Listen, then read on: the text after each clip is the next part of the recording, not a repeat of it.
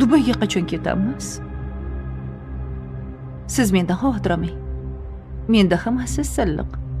Nimadir bo'lsa ham Sayfiddinning bo'ynida. Bizda hech qanaqa ayb yo'q. Voy.